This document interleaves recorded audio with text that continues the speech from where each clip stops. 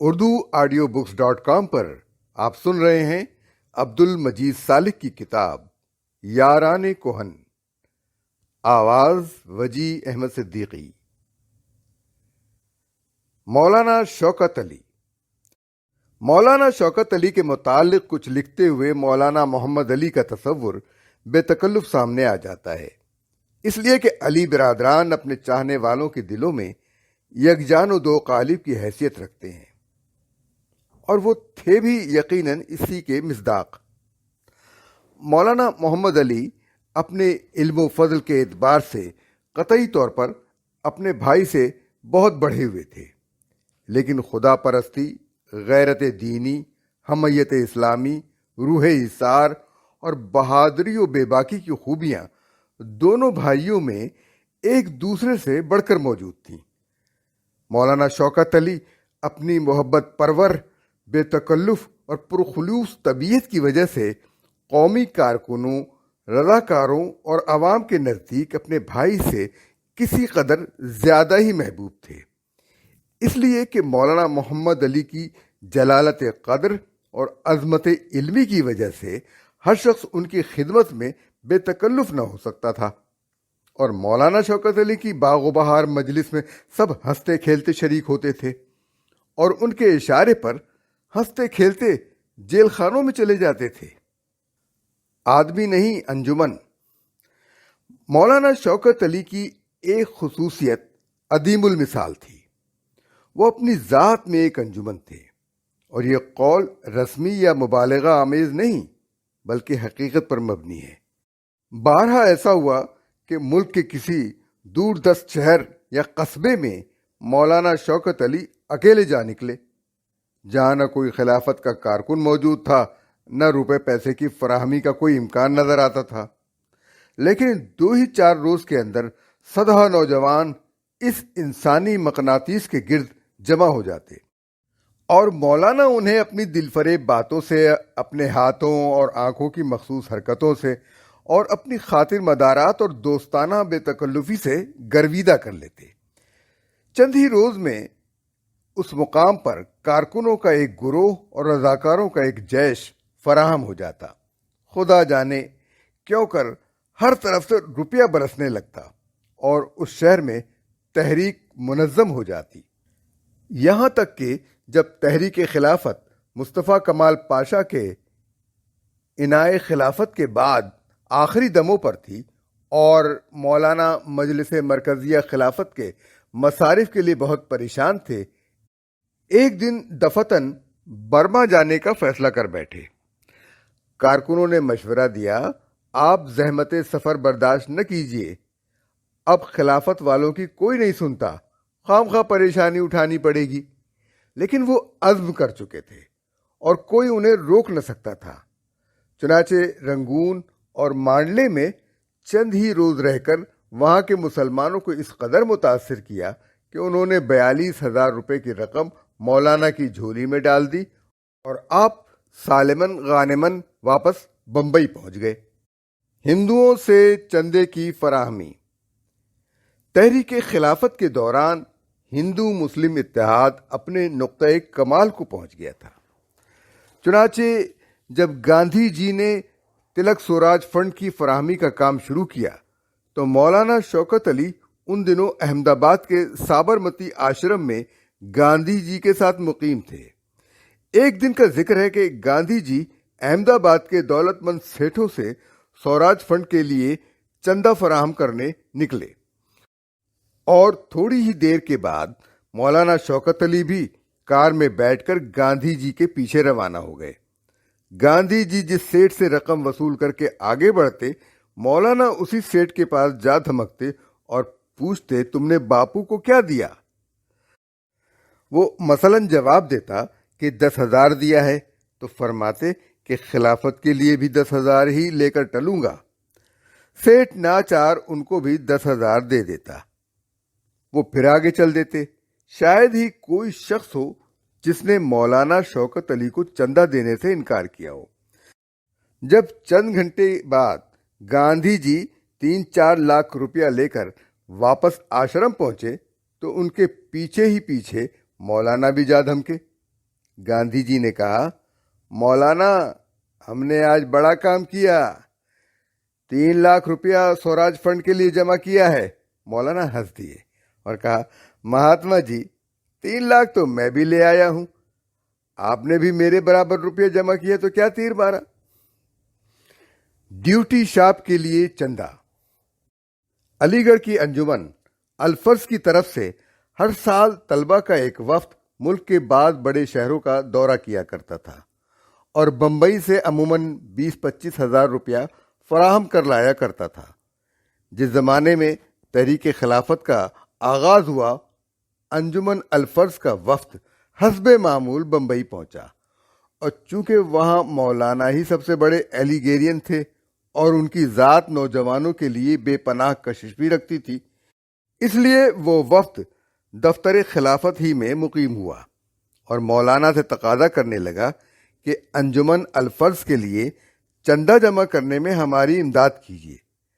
مولانا کی مصروفیتیں اس زمانے میں لا انتہا تھیں، آئیں بائیں شائیں کر کے ٹال دیا اور کہا، جلدی کیا ہے، بمبئی آئے ہو، ذرا سیر سپاٹا کرو، گھومو پھرو، چندہ بھی اپنے وقت پر ہو جائے گا۔ لڑکوں کو سیر سپاٹا خدا دے، وہ گھومنے پھرنے لگے۔ لیکن جب 5-6 دن گزر گئے تو ان میں سے بعض نے مولانا سے کہا، چندہ دلواتے ہو تو دلواؤ، ورنہ ہم خود کاسہ گدائی ہاتھ میں لے کر در در پر صدا دیں گے، اور اس سے علی گڑھ کی جو توہین ہوگی اس کے ذمہ دار آپ ہوں گے۔ مولانا نے فوراً 2 کاریں تیار کرائیں، لڑکوں کو ساتھ لے کر ایک سیٹھ کے ہاں پہنچے۔ یہ غالباً یوسف سوہانی تھے۔ وہاں جاتے ہی کہا، دیکھو سیٹھ، یہ لڑکے علی گڑھ سے آئے ہیں اور میری جان کے لاگو ہو رہے ہیں، 25 ہزار مانگتے ہیں، چیک لکھو اور میری جان چھڑاؤ۔ سیٹھ نے بلا حیل و حجت 25 ہزار کا چیک کاٹ کر پیش کر دیا۔ مولانا نے لڑکوں کے حوالے کیا اور کہا، اب سیدھا علی گڑھ کا ٹکٹ لو اور بھاگ جاؤ۔ گوشت پوست کا پہاڑ۔ جن لوگوں نے علی گڑھ کے رسالہ اولڈ بوائے میں شوکت بھیا کا مضمون علی گڑھ کے کھلنڈرے پڑھا ہے، وہ ان کی کالج کی شرارتوں، بے تکلفیوں اور ظریفانہ اسلوب بیان سے بخوبی واقف ہیں۔ ان کے ہم عصر طلبہ ان کو ہمیشہ بڑے بھیا کہتے اور ہمیشہ ان کو چھیڑ کر ان کی حرکتوں سے لطف اندوز ہوتے۔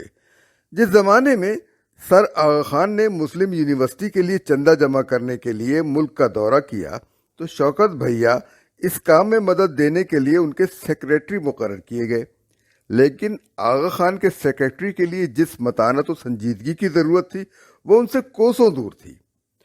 انہی دنوں کا ذکر ہے، بمبئی میں کرسمس یا کسی اور تقریب کا میلہ لگا ہوا تھا۔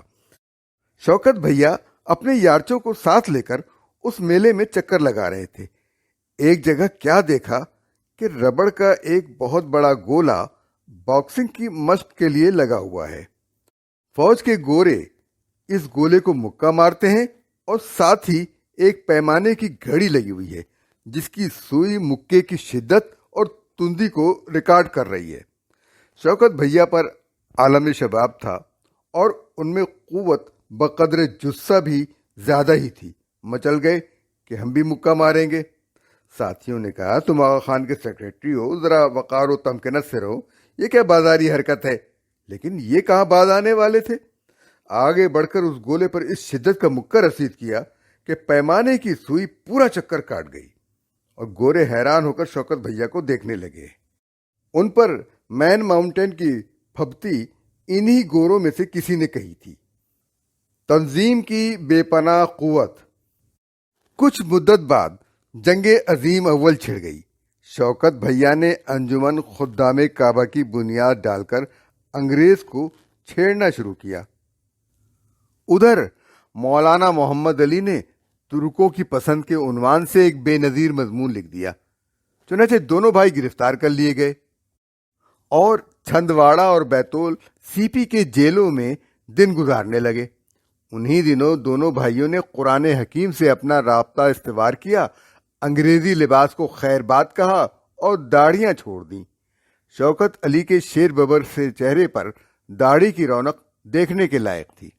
جنگ کے خاتمے پر جب رولٹ مل ایجیٹیشن، پنجاب میں ماشاء اللہ اور جلیاں والا باغ وغیرہ کے حوادث گزر چکے تو امرتسر میں کانگریس، لیگ اور خلافت کے اجلاس ہوئے۔ اس موقع پر علی برادران بھی رہا ہو کر امرتسر پہنچے۔ محمد علی تو تعلیم یافتہ طبقے اور ملکی لیڈروں کی صف اول میں ممتاز درجہ رکھتے ہی تھے، لیکن شوکت کے اثر و نفوذ کا بھی کچھ ٹھکانہ نہ تھا۔ چنانچہ امرتسر سے فارغ ہوتے ہی شوکت زمین کا گز بنے ہوئے ہندوستان کے طول و عرض کو ناپنے لگے۔ محمد علی تو وفد خلافت لے کر انگلستان چلے گئے، لیکن مولانا شوکت علی نے ان کی غیر حاضری میں پورے ملک کو فرنگی سے ٹکر لینے کے لیے تیار کر دیا۔ لطیفوں کا مخزن۔ مولانا شوکت علی جن خوبیوں کی وجہ سے ملک بھر کے نوجوانوں کے محبوب تھے، ان میں ان کی بے پناہ ظرافت بہت ممتاز تھی، اور ان کی ہر بات اور ہر حرکت میں قہقہوں کا سامان موجود تھا۔ ایک دن کسی نے پوچھا کہ آپ کے بڑے بھائی ذوالفقار علی خاں کا تخلص گوہر اور مولانا محمد علی کا جوہر ہے، آپ کا کیا تخلص ہے؟ بے تکلف کہا کہ شوہر۔ کسی انگریز پرست بڑے آدمی نے ایک مجلس میں کہہ دیا کہ یہ محمد علی شوکت علی تو لفنگے ہیں۔ مولانا شوکت علی کو کسی نے بتا دیا۔ کہنے لگے بات تو اس نے ٹھیک کہی، ہم لفنگے ضرور ہیں لیکن اللہ میاں کے لفنگے ہیں، کافروں کے لفنگے نہیں۔ مولانا شوکت عربی نہیں جانتے تھے، لیکن جب کبھی بعض عرب بزرگ ان سے ملنے آتے تو مولانا ان سے عربی میں باتیں کرنے کی کوشش کرتے، یعنی عربی کے 2-3 سنے سنائے لفظ کہے اور جو کمی رہ گئی وہ ہاتھوں اور آنکھوں کے بلیغ اشاروں سے پوری کر دی۔ مثلاً ایک عرب سے باتیں کر رہے تھے، یا شیخ المسلمون نائمون، آنکھیں بند کر لی، فی کل عالم نائمون، انگلی فضا میں گھمائی، خلوص معاش فلوس معاش، خیر ان اللہ علی کل شیء قدیر، اور اوپر اللہ کی طرف اشارہ کر دیا۔ ایک دن چند نوجوان سر ہو گئے، آپ عربی تو جانتے نہیں، عربی میں باتیں کیسے کر لیتے ہیں؟ کہنے لگے واہ، عربی کیوں نہیں جانتے، ہم خوب عربی جانتے ہیں۔ کسی لڑکے نے پوچھا اچھا یہ بتائیے گھٹنے کو عربی میں کیا کہتے ہیں؟ بلا تعامل جواب دیا گھٹنا تو عرب میں ہوتا ہی نہیں۔ لڑکے مارے قہقہوں کے لوٹ پوٹ ہو گئے۔ پوشاک اور خوراک۔ اچھا پہننے کا شوق تو کھدر کے رواج نے خاک میں ملا دیا تھا۔ کھلے کھلے جھابڑ جھلا سے کپڑے پہنتے تھے اور گلے میں ایک تھیلہ خلافت لٹکائے رہتے تھے، جس میں کچھ خطوط، کچھ پمفلٹ اور خدا جانے کیا الا بلا بھری رہتی تھی۔ البتہ سر پر سمور کی بڑی ٹوپی ضرور اوڑھتے، جس پر ایک بڑا سا ہلال کڑھا ہوا ہوتا تھا۔ بعد میں وہ ٹوپی بھی کھدر کی ہو گئی تھی، لیکن علی برادران کی انفرادیت لباس میں بہرحال نمایاں رہی۔ دونوں بھائیوں نے گاندھی ٹوپی ایک دن بھی پہن کے نہیں دیکھی، کیونکہ وہ ان کے ذوق کو پسند آ ہی نہ سکتی تھی۔ اچھا کھانے کا شوق ہمیشہ رہا، نوعیت اور مقدار دونوں اعتبار سے خوب کھاتے تھے، لیکن اس کا یہ مطلب نہیں کہ لذت کام و دہن کے غلام تھے۔ ایک دن مدراس میں سیٹھ جمال کے ہاں دعوت تھی، 20 قسم کے کھانے موجود تھے۔ مولانا ہر کھانے پر بڑھ بڑھ کر ہتھے مار رہے تھے اور ساتھ ہی کہتے جاتے تھے کہ جو خدا ایسے لذیذ کھانے کھلاتا ہے، اگر اس کی خاطر کبھی سوکھی روٹی بھی کھانی پڑے تو اسی ذوق و شوق سے کھاؤں گا۔ سب کچھ لٹا دیا۔ تحریک خلافت کے زمانے کے بعد ہمارے ملک میں اکثر سیاسی لیڈر سب سے پہلے اپنی مادی و مالی حالت کو درست کرنے کی فکر میں مصروف ہو گئے، اور اب تک یہی مذاق عام ہے۔ لیکن مولانا شوکت علی اور مولانا محمد علی نے اپنا سب کچھ اللہ کی راہ میں لٹا دیا۔ رامپور میں خاصی جائیداد تھی، وہ بھی خالصے لگ گئی، اور جب دنیا سے رخصت ہوئے تو مال کے نام سے تو کچھ نہ چھوڑا۔ البتہ خدا و خلق کے نزدیک اپنی ساکھ کو اس قدر بلند کر گئے کہ اس کا مقابلہ آج تک کسی لیڈر سے نہ ہو سکا۔ مسلم ٹاؤن میں آخری پھیرا۔ اواخر عمر میں جب مولانا شوکت علی قائد اعظم کے ماتحت لیفٹیننٹ کی حیثیت سے مسلم لیگ کا کام کر رہے تھے، ایک دفعہ صوبہ سرحد میں مسلم لیگ کی وزارت قائم کرنے کی غرض سے گئے۔ راستے میں لاہور اترے، کسی نے ذکر کیا کہ سالک اور مہر نے مسلم ٹاؤن میں نہر کے کنارے اپنے مکان بنوائے ہیں۔ مولانا نے خدا کا بہت شکر ادا کیا اور کہا میں ابھی جا کر ان دونوں بھائیوں کے مکان دیکھوں گا۔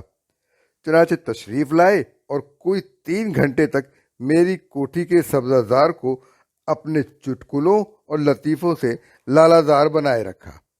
چندہ جمع کرنے سے کسی حال میں غافل نہ رہتے تھے۔ چنانچہ میرے سر ہو گئے کہ چندہ دو۔ میں نے کہا مولانا اخبار نویسوں سے چندہ نہیں مانگا کرتے، ہم لوگ لکھ لکھ کر آپ کو چندہ دلواتے ہیں، خود چندہ دینا ہمارا کام نہیں۔ پھر ہمیں یہ بھی معلوم ہے کہ لیڈر چندہ کھا جاتے ہیں، آپ اپنی ذات کے لیے کوئی حکم دیجئے، اس کی تعمیل ہوگی۔ اس پر ہنسنے لگے اور شریر شیطان وغیرہ کہہ کر فرمایا، اچھا میرے لیے ہوانہ سگاروں کا ایک ڈبہ منگوا دو۔ میں نے کہا بہت خوب، چلیے میں آپ کے ساتھ شہر چلتا ہوں اور ڈبہ لے دیتا ہوں۔ چنانچہ سگاروں کا ڈبہ لے گئے۔ پاکستان کے قیام کی بنیاد۔ اس میں کوئی شک نہیں کہ اب بر صغیر کے مسلمانوں کو مولانا شوکت علی جیسا بے پناہ کارکن، ایثار پیشہ لیڈر اور بے باک مجاہد مشکل ہی سے ملے گا۔ جن کارکنوں، رضاکاروں، اخبار نویسوں اور دوسرے قومی خادموں نے مولانا شوکت علی کے ساتھ کام کیا ہے، وہ آج بھی ان کا نام لیتے ہیں تو آپ دیدہ ہو جاتے ہیں، کیونکہ انہیں ویسے خلوص اور ویسی محبت کا نام و نشان بھی آج کل کے رہبران ملت میں نظر نہیں آتا۔ حقیقت یہ ہے کہ ان دونوں بھائیوں نے بر صغیر کے مسلمانوں کو جذبات اسلامی سے مالا مال کرنے میں جو حیرت انگیز خدمت انجام دی، وہی پاکستان کے قیام کی بنیاد ثابت ہوئی۔ اگر مسلمانوں میں دینی غیرت اور ملی شعور بیدار نہ ہوتا تو وہ ہرگز اس قدر منظم اور متقاضی نہ ہو سکتے تھے کہ اس ملک میں اپنی ایک آزاد مملکت قائم کرنے میں کامیاب ہو جاتے۔ جب تک اس بر صغیر میں اسلام اور مسلمانوں کا وجود باقی ہے، مولانا شوکت علی کا نام آفتاب کی طرح درخشندہ رہے گا۔